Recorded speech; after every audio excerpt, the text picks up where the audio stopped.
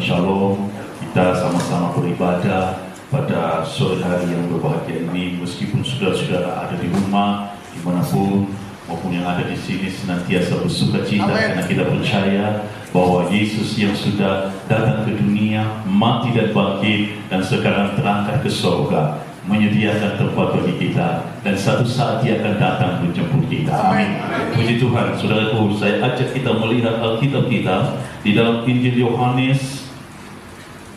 Injil Yohanes pasal 14 ayat yang pertama sampai dengan ayat yang ketiga. Injil Yohanes pasal 14 ayat yang pertama sampai dengan ayat yang ketiga. Firman Tuhan berkata, "Janganlah gelisah hatimu, percayalah kepada Allah, percayalah juga kepadaku. Di rumah Bapakku banyak tempat tinggal. Jika tidak demikian, tentu aku mengatakannya kepadamu. Sebab aku pergi ke situ untuk menyediakan tempat bagimu. Dan apabila aku telah pergi ke situ dan telah menyediakan tempat bagimu, aku akan datang kembali dan membawa kamu ke tempatku, supaya di tempat di mana aku berada, kamu pun berada." Amin. Puji Tuhan. Saudaraku yang saya kasih dalam Tuhan, ya, berita tentang Yesus naik ke sorga atau Yesus terangkat ke sorga itu dicatat di dalam sejarah. Seluruh dunia tahu. Di dalam Kisah Para Rasul dia menceritakan bagaimana Yesus terangkat ke sorga disaksikan oleh ratusan orang Galilea. Dan malaikat berkata, "Hai orang Galilea, jangan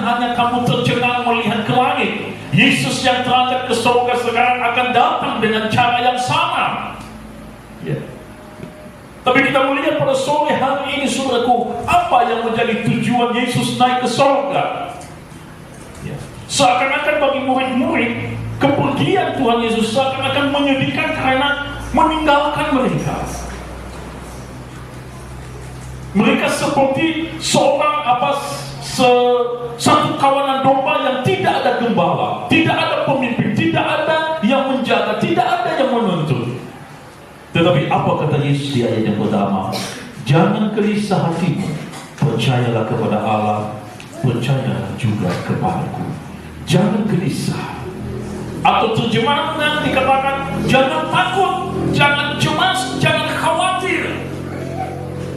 Saudara yang saya kasih di dalam Tuhan, ya, kecemasan, bicara soal kecemasan, kekhawatiran, semua manusia pasti mengalaminya.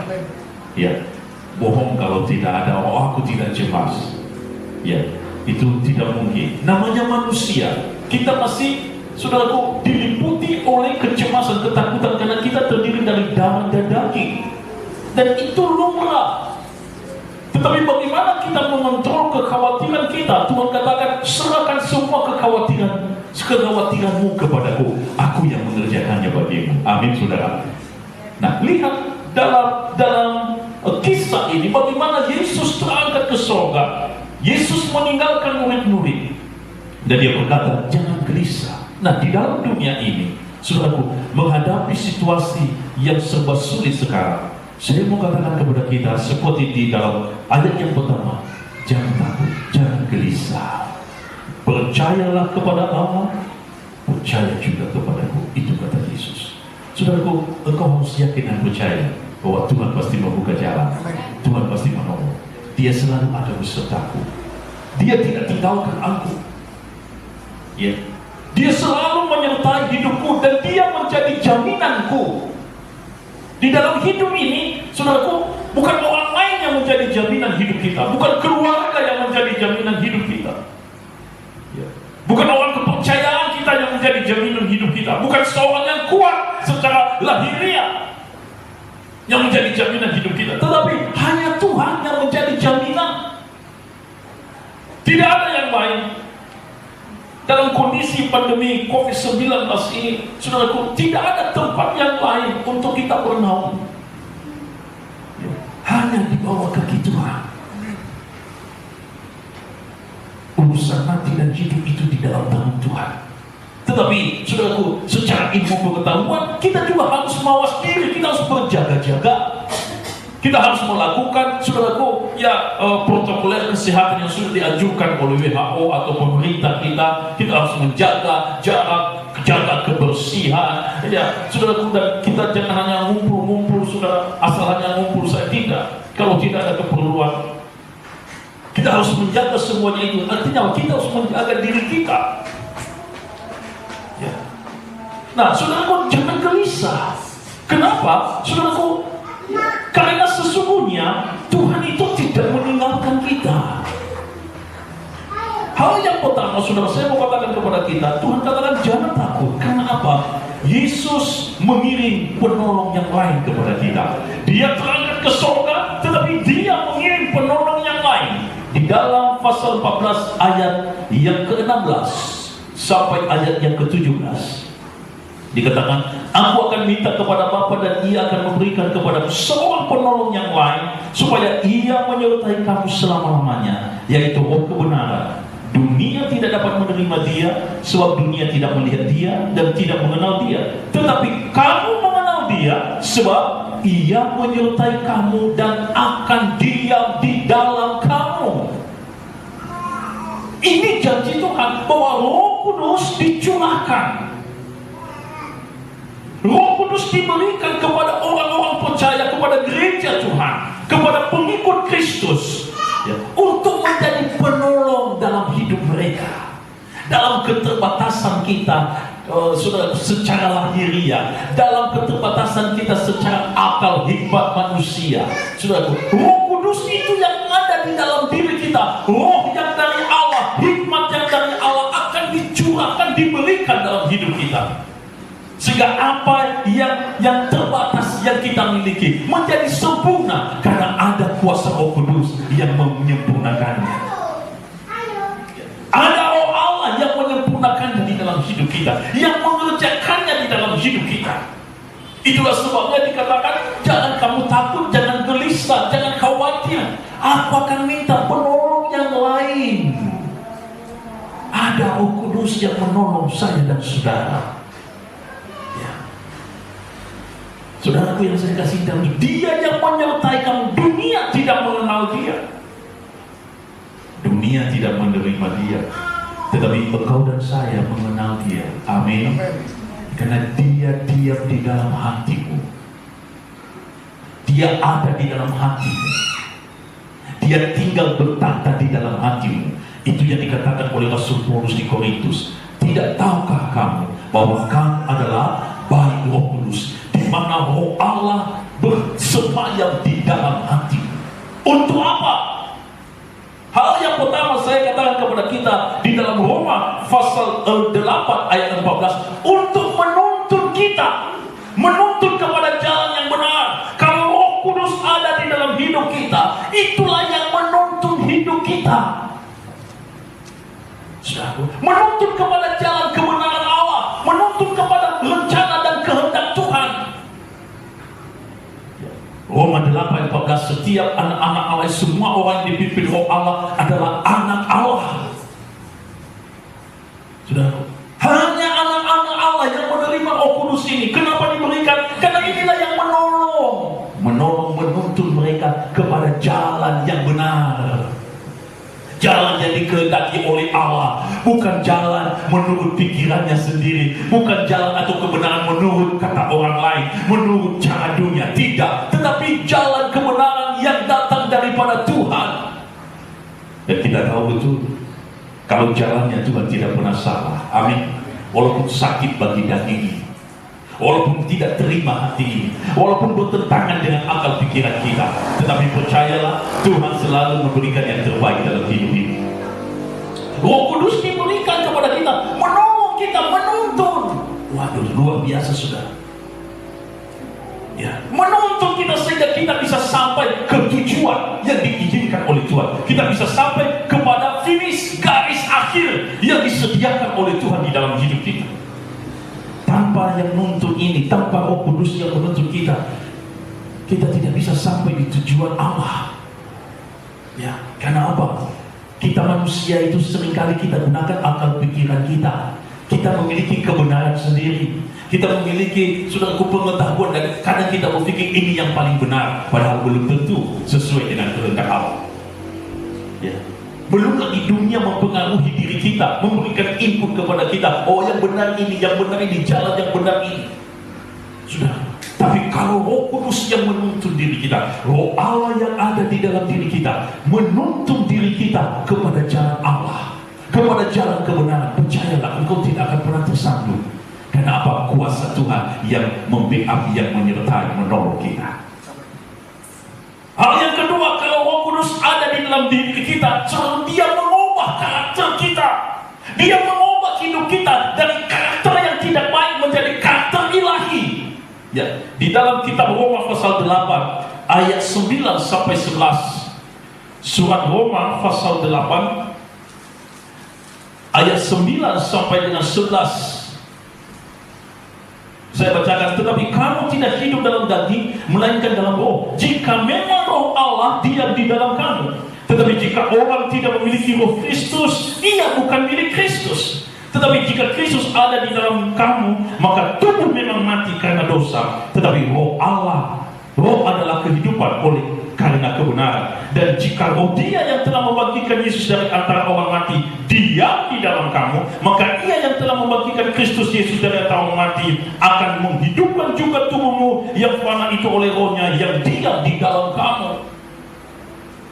Artinya apa, saudaraku? Kalau Roh Kudus ada di dalam diri kita, saudaraku, bukan hanya Roh Kudus itu menuntun, memimpin kita kepada jalan yang benar yang diinginkan oleh Tuhan sesuai dengan kehendak Allah, tetapi juga saudara, Roh Allah yang ada di dalam diri kita itu memampukan kita, memberikan kemampuan kepada kita untuk menghidupi firman Allah, sehingga lewat perkataan kita, lewat perbuatan kita, lewat pola berpikir kita, saudaraku, kita akan melakukan semua itu, saudara, sesuai dengan kehendak Tuhan.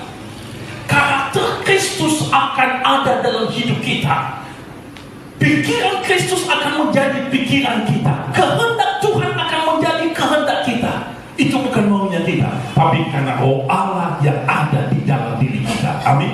Roh Tuhan yang ada di dalam diri kita, yang menuntun kita ke arah sana dan memampukan kita mengerjakannya. Itulah yang dikatakan oleh Paulus. Hidupku bukannya aku lagi. Hidup yang kuhidupi sekarang adalah hidup di dalam daging, kepada iman di dalam Yesus Kristus. Hidupku ini bukan milikku lagi, bukan kehendakku, bukan pikiranku, bukan pengetahuanku, bukan keinginanku lagi, tetapi kehendak Dia, kehendak Kristus yang telah menyelamatkan aku. Roh Kudus diberikan kepada saya dan saudara, tidak hanya sekedar menuntun, memimpin engkau, menegur, mengingatkan, dan membawa kita kepada jalan yang benar itu, tetapi Dia merubah hidup kita. Dia merubah karakter kita. Dia merubah cara pola berpikir kita dari yang tidak benar, dari yang kurang benar, saudaraku, menjadi benar sesuai dengan kehendak Allah. Dia merubah semuanya itu sehingga kehidupan kita, kehidupan yang dikuasai oleh kebenaran ilahi. Kehidupan yang dikuasai oleh roh Allah itu artinya kehidupan yang dikuasai oleh kuasa kebenaran firman Allah, kuasa kebenaran ilahi. Sehingga Yesus katakan, kamu adalah garam dan terang dunia. Dan itu kita bisa kerjakan karena roh Allah ada dalam diri kita. Amin. Bukan kuat dan hebat. Kita manusia yang terbatas. Kita manusia yang belum sempurna. Yang hebat itu adalah kalau roh Allah ada di dalam diri seseorang. Roh Allah ada dalam dirimu dan saya, dan itu yang memampukan engkau melakukan hal-hal yang ajaib, hal-hal yang dikehendaki oleh Tuhan. Itu yang merubah hidup kita, ya, menjadi berkat bagi orang lain. Merubah cara berpikir kita. Bukan lagi cara berpikir seperti orang dunia, ya, tapi cara berpikir seperti ilahi. Merubah semuanya, saudara, ya, dari yang tidak baik menjadi baik. Itu adalah pekerjaan roh Tuhan di dalam diri seseorang. Karena itu Yesus katakan, kamu akan menerima kuasa kalau Roh Kudus turun atasmu, dan kamu akan menjadi saksi di Yerusalem, Yudea, Samaria, sampai ke ujung bumi. Yerusalem itu berbicara keluarga kita. Mulai dari rumah, kamu akan menjadi kesaksian, menjadi berkat. Saudaraku, karena perbuatan kita sudah berubah, cara berpikir kita, tindakan kita, saudaraku, sudah berubah, hidup kita sudah diubahkan. Ya. Sekarang kita hidup dalam kebenaran Allah. Dunia tahu, orang lain tahu, orang-orang dekat kita akan menilai itu. Oh, dia sudah diubahkan. Karakternya sekarang bukan lagi karakter duniawi, ya, tetapi karakternya sekarang adalah karakter ilahi, karakter Kristus yang sesuai dengan firman Allah. Oh, hidupnya sudah diubahkan. Tidak perlu cerita, saya sudah berubah mas, saya sudah diubahkan. Tidak perlu cerita. Dari perbuatan dan cara berpikir tindakan kita, orang lain menilai, orang lain melihat apakah kita benar-benar seperti garam yang bisa rasakan. Garam itu sedikit saja tetapi membawa kesedapan dalam sebuah masakan, atau bisa dilihat dari kegelapan karena lampu sedikit saja terang, orang bisa melihat, oh itu terang. Itu pekerjaan Roh Kudus dalam diri seseorang, ya. Jadi saudaraku, kalau kita hidup di dalam kuasa Roh Kudus, maka Dia yang memampukan kita untuk melakukan perkara-perkara ilahi. Ya. Dikatakan di ayat yang ke-9 bagian B, tetapi jika orang tidak memiliki Roh Kristus, ia bukan milik Kristus. Coba perhatikan. Orang yang tidak memiliki Roh Kristus, dia bukan milik Kristus. Hanya orang-orang yang memiliki roh Allah dalam dirinya yang akan mengalami perubahan ini, pembaharuan hidup, bukan hanya sekali, tapi terus menerus, setiap saat, setiap waktu. Karena apa? Tuhan Yesus sedang membawa kita kepada kesempurnaan. Dan itu adalah pekerjaan Roh Kudus. Pekerjaan Roh Kudus dan firman Allah, melalui firman Allah di dalam diri seseorang. Allah berkarya dengan caranya. Tuhan membentuk kita untuk satu tujuan, sempurna. Ya. Jadi saudaraku yang saya kasih dalam Tuhan, itulah gunanya Roh Kudus diberikan kepada kita, menolong kita untuk mengubah karakter kita dari yang tidak baik menjadi baik, dari yang tidak benar menjadi benar. Dan yang terakhir saudaraku, Roh Kudus itu diberikan kepada kita sebagai penolong. Karena itu jangan takut, jangan cemas, jangan gelisah, karena Roh Kudus itu adalah jaminan bagian kita untuk kita masuk dalam kerajaan surga. Kita lihat Efesus pasal 1 ayat 14. Surat Efesus pasalnya yang pertama, ayatnya 14. Dikatakan, dan Roh Kudus itu adalah jaminan bagian kita sampai kita memperoleh seluruhnya, yaitu penebusan yang menjadikan kita milik Allah untuk memuji kemuliaannya. Roh Kudus itu, saudaraku, dia menuntun kita, diberikan oleh Yesus pada waktu dia terangkat ke surga untuk menuntun kita. Kalau dituntun itu bukan hanya sekedar ditarik, diseret-seret begini, saudara. Kalau bicara soal menuntun itu, ya, itu mencakup dia akan memelihara kita sebagai seorang gembala. Gembala itu menuntun kambing dombanya, ya, mengawasinya, melindunginya, menuntun ke padang rumput yang hijau, memberi makan, merawat, membalut luka. Kalau nggak bisa jalan digendong, itu namanya menuntun. Bukan hanya sekedar dituntun begitu, tidak, tetapi alami pemeliharaan Allah. Ya.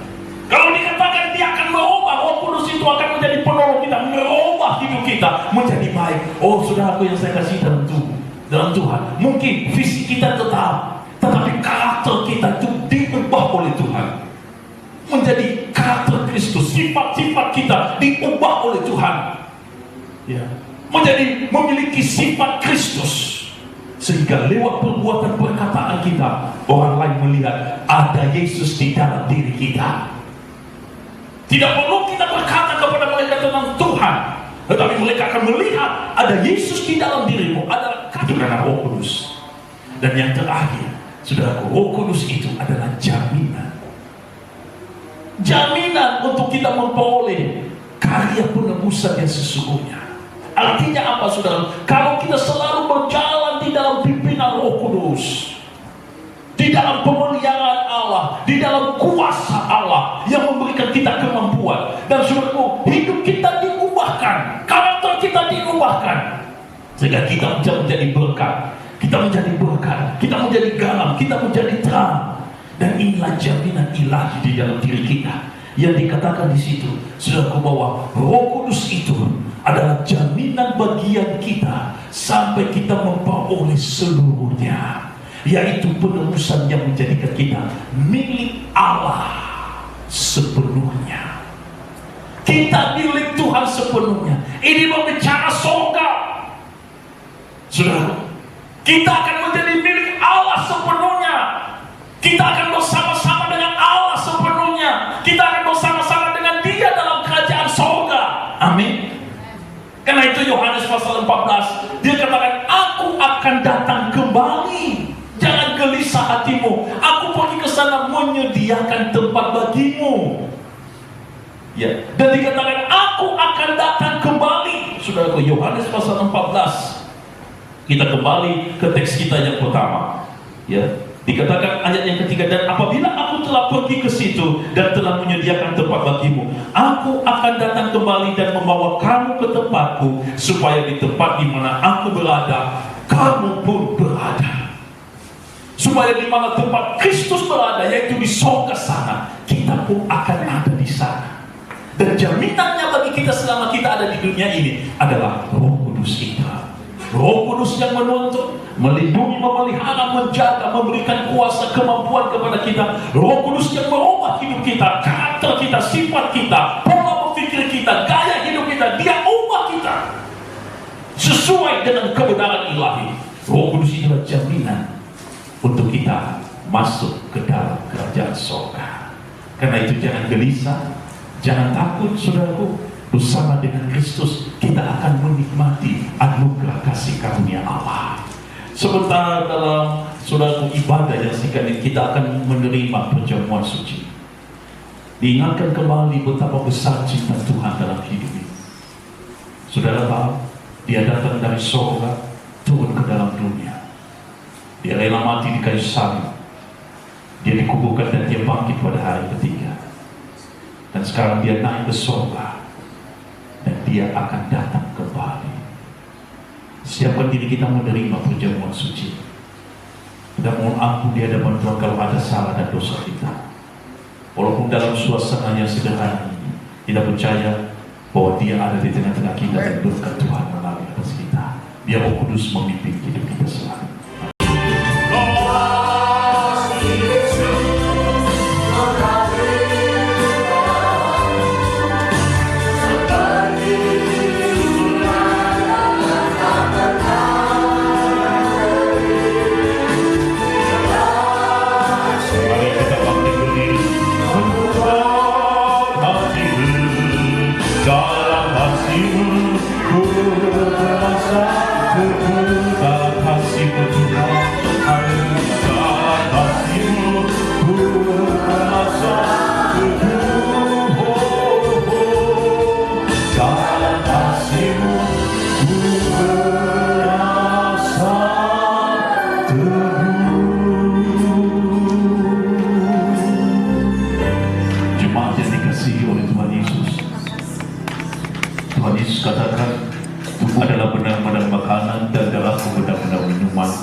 Siapa yang memakan dan meminumnya akan mendapat bagian di dalam aku, bahkan hidup kekal selama-lamanya. Angkat roti dengan tangan kananmu dan terima dengan iman. Firman Tuhan katakan, ketika mereka sedang makan, Tuhan Yesus mengambil roti, mengucap berkat, memecah-mecahkannya, lalu memberikannya kepada murid-muridnya dan berkata, ambillah, makanlah, inilah tubuhku. Terima kasih Tuhan, kami menerima roti ini yang melambangkan tubuhmu. Kuduskan dan berkat atas kami sekalian. Kita terima di dalam nama Tuhan Yesus Kristus. Kita makan bersama.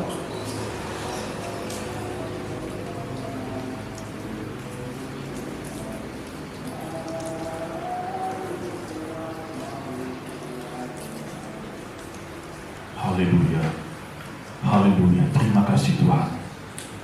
Demikian kita mengangkat cawan yang melambangkan darah Kristus. Oleh pidurnya kita disembuhkan, oleh darahnya segala dosa disucikan, diampuni, oleh darahnya segala beban kita akan dilalukan oleh Tuhan. Terima dengan iman. Sesudah itu Tuhan Yesus mengambil cawan, mengucap syukur, lalu memberikannya kepada mereka dan berkata, minumlah kamu semua dari cawan ini, sebab inilah darahku, darah perjanjian yang ditumpahkan bagi banyak orang untuk pengampunan dosa. Terima kasih Tuhan. Tuhan, kami menerima anggur ini yang melambangkan darah-Mu. Kuduskan dan berkati di dalam nama Tuhan Yesus Kristus. Berkat atas kami sekalian. Kita minum bersama.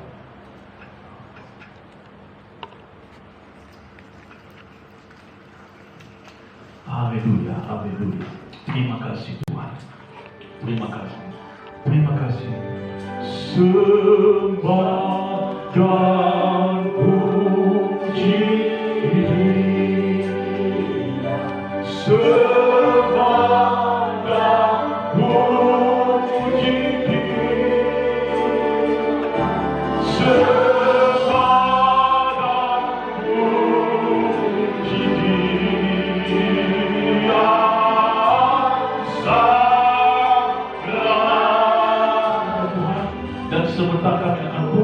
Tuhan Yesus beserta dengan kami. Saudaraku, angkat kedua tanganmu dan terima berkat Tuhan. Pulanglah dengan sukacita, berkat anugerah melimpah dari Allah Bapa di sorga, cinta kasih Tuhan Yesus dan kuat kuasa Roh Kudus turun atasmu sekalian. Diberkatilah hidupmu. Tuhan Yesus memberkati rumah tanggamu. Tuhan Yesus memberkati segala usaha pekerjaanmu. Hari-harimu diberkati Tuhan. Kemanapun engkau pergi, Tuhan melindungimu dan menyelamatkanmu. Apapun yang kau kerjakan dibuat berhasil oleh Tuhan. Kiranya berkat Abraham, Ishak dan Yakub melimpah atasmu, supaya engkau menjadi berkat dan menjadi kesaksian bagi dunia ini. Pulanglah dengan sukacita, kemenangan dan damai sejahtera, sukacita dan kebahagiaan menyertai langkahmu hari ini sampai selama-lamanya. Terimalah berkat ini di dalam nama Tuhan Yesus Kristus. Haleluya. Mari katakan amin. Tuhan Yesus memberkati.